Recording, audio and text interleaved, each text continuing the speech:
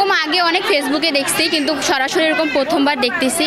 আর এরকম একটা অনুষ্ঠানে এসে সত্যি খুব ভালো লাগছে, কারণ ইসলামিক শরীয়ত মতে যে বিয়েটা দিচ্ছে এটাতে আমরা সকলেই অনেক খুশি, আর এটা প্রশংসনীয় একটা বিষয়।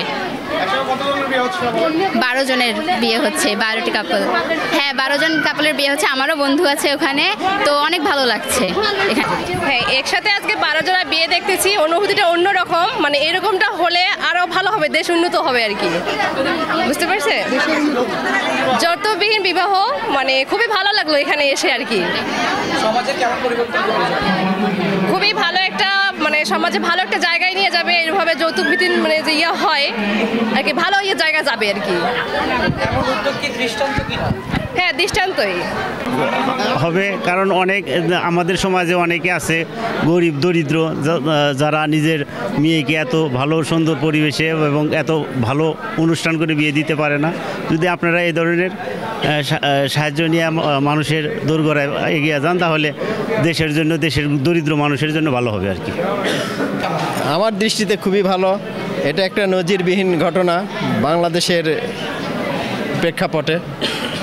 হ্যাঁ, এই তো। বলেন যে এই উদ্যোগগুলো জিনা থেকে হালাল পথে নিয়ে আসবে।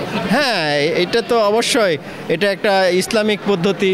এটা যুব সমাজকে আরও অনুপ্রাণিত করবে।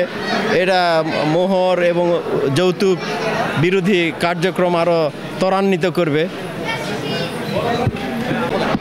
এটা আমি আসছি মূলত অনেক আশা নিয়ে, যে এরকম একটা প্রোগ্রাম যে হচ্ছে যৌতুকবিহীন বিয়ে, এটা মুসলিমদের জন্য একটা অনুপ্রেরণা।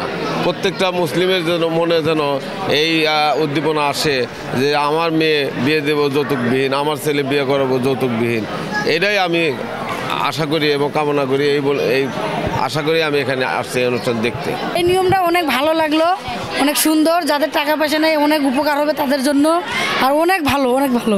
আচ্ছা, সমাজের এই যে যৌতুক ছাড়া যে বিয়েটা অনেক অনেক ভালো, দরকার কি না সেটা একটু বলুন। আরও ভালো, সমাজে যেন আরও সবাই এটা দেখে আরও শিখে, যেন যৌতুক না নেয়। দরকার যৌতুক না নেওয়াই ভালো। আজকের এই বিষয়টা তো আমার ভালো লাগতেছে, যে যদি এরকম করি হয় তাহলে তো যুব সমাজ আর পাপ কাজ করবে না আর কি, অশ্লীলতা করবে না আর কি। আমার আজকের এইখানে আসার উদ্দেশ্য হচ্ছে, আমার এক বড় ভাই মহিউদ্দিন ভাই, ওনার রেফারেন্সে আমি আসছি। আমি কিন্তু আগে শুনি নাই যে এরকম হবে, কিন্তু উনি আমাকে ডাক দিয়ে বলছে যে ওইখানে আমি কয়েকদিন থেকে বিয়ে চিন্তাভাবনা করতেছি, কিন্তু আমার আর্থিক অবস্থার কারণে আমি বিয়েটা করতে পারতেছি না। তারপর আমার মহিউদ্দিন ভাই আমাকে বললো যে ওইখানে ফর্ম একটা নেই, ফর্ম নেওয়ার পর এখানে সব কিছু কর। আমি ওইখানে সব কিছু করছি, করার পর আজকে আমি এত দূর পর্যন্ত আসতে পারছি।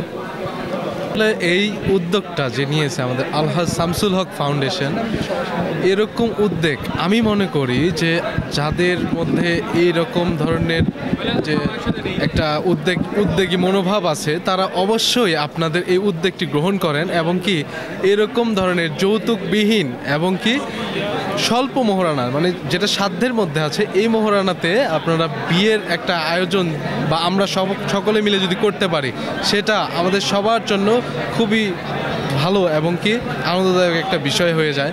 তো আমাদের এই উদ্যোগটা নেওয়াতে আমাদের যুব সমাজে, যেটা আমি বলতে চাই, আসলে যুব সমাজে এই বিয়ের আয়োজন সকলের খুবই সকলের যে আমাদের বিয়ে যে আয়োজনটা, এই আয়োজনটা দেখে অনেকেই উদ্বুদ্ধ হয় যে আসলে আমাদের স্বল্প মোহরানা এবং কি তার সাথে যারা হচ্ছে মোহরানা স্বল্প করা, যৌতুক ছাড়া, একদম যৌতুক কোনোভাবেই নেওয়া যাবে না, যেটা অবভিয়াসলি আমাদের ইসলাম শরিয়া সম্মত না, এবং কি এই বিষয়গুলো আমাদের হচ্ছে সমাজেও অনেক ক্ষতির কারণ হয়ে দাঁড়ায়। তো আমি মনে করি যুব সমাজকে লাস্ট একটা কথা বলতে চাই, সেটা হচ্ছে যে আপনারা সকলেই বিয়ে করেন, যেই পরিস্থিতিতে থাকেন, আপনাদের বিয়ের উপযুক্ত বয়স হয়ে গেলে অবশ্যই আপনারা বিয়ে করেন, এবং কি খুব স্বল্প মোহরানা ধার্য করেন, যেটা আপনি দিতে পারবেন। আমরা জানি যে ইসলামী শরিয়া সম্মত বিয়ে হচ্ছে যেটা স্বল্প খরচের বিয়ে। তো তাই বলে আমি আমার বক্তব্য শেষ করতে যাচ্ছি, এবং কি ধন্যবাদ জানাচ্ছি আলহাজ শামসুল হক ফাউন্ডেশনকে। আসসালামু আলাইকুম। যে সর্বপ্রথম যে প্রশ্নটি করছেন যে আমি কি চিনি কিনা, জি না, আমি মেয়েকে আগে থেকে চিনতাম না। এটা আমাদের পারিবারিকভাবেই তার সাথে কথাবার্তা চলে বিয়ের বিষয়ে।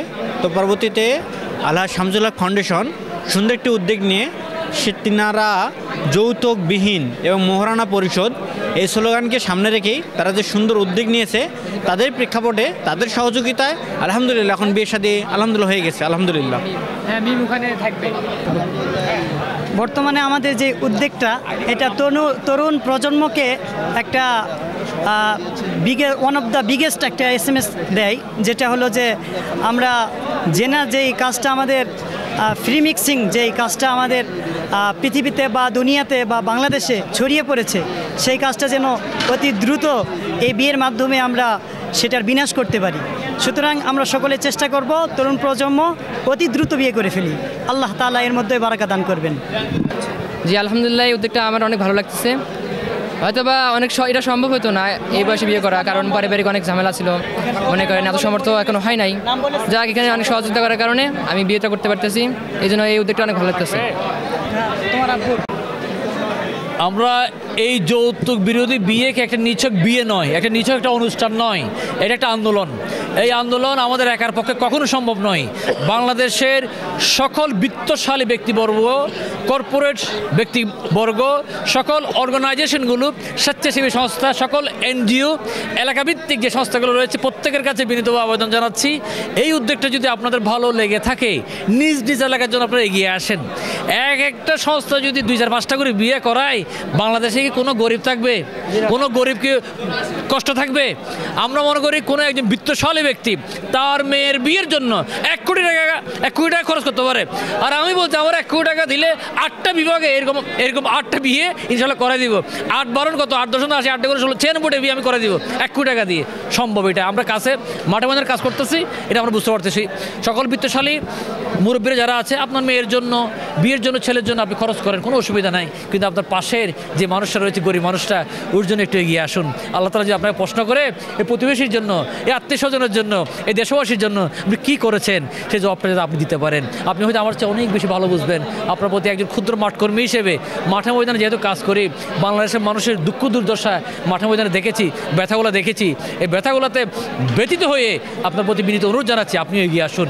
ইনশাআল্লাহ আপনি, আমি, আমরা সকলে মিলে বাংলাদেশ থেকে যৌতুকের কুপ্রথাটা সমূলে বিনাশ করতে পারবো ইনশাআল্লাহ। আমরা এই কর্মসূচিটা শুরু করেছিলাম 2023 সালে চট্টগ্রামে 3টা বিয়ে দিয়ে আমরা শুরু করেছিলাম। আমরা এই সকল সুযোগ সুবিধা, বিয়ের যাবতীয় খরচ, অতিথি আপ্যায়ন, হানিমুন প্যাকেজ দিয়েও মানুষ খুঁজে পায় নাই। যৌতুক নিবে না, মন না আদায় করে দেবে, এমন মানুষ অনেক অভাব ছিল। আলহামদুলিল্লাহ এখন আমরা অত্যন্ত আনন্দিত, এখন সেই সংখ্যা অনেক বেড়েছে, শুভাকাঙ্ক্ষী অনেক বেড়েছে। সকল মিডিয়াগুলো এগিয়ে এসেছেন, সকল বুদ্ধিমান ছেলেরা এগিয়ে এসেছে, যুবক ভাইরা এগিয়ে এসেছে, জেনারেশন জি এগিয়ে এসেছে। আমরা চট্টগ্রামের বিয়েতে 500টা আবেদন পেয়েছিলাম। 8টা দম্পতি যাচাই বাছাই করার পরে সঠিক পেয়েছি, ওদেরকে বিয়ে দিয়েছি। রংপুরে 90টার উপর আমরা আবেদন পেয়েছিলাম। আমরা বর পক্ষ, কন্যা ফিজিক্যাল ভেরিফিকেশনের জন্য 40 জনকে আমরা আহ্বান করেছি। সমস্ত ইনফরমেশন সঠিক পাওয়ার পর প্রত্যেকটা 90টা আবেদনের কাছে আমরা কল করেছি, একাধিকবার কল। সেখান থেকে ফিজিক্যাল ভেরিফিকেশনের জন্য আসছে 40 জন বর কনে, 40টা দম্পতি। কিন্তু এই ফিজিক্যাল ভেরিফিকেশন আসার পরে সেখান থেকে দেখা যাচ্ছে মাত্র 12টা পেয়েছি আমরা। যারা উভয়পক্ষ রাজি, হয়তো অনেক যুবক ভাইরা রাজি, কিন্তু তার মামা রাজি নয়, তার থেকে যৌতুক লাগবে। অনেক কনেরা রাজি, কিন্তু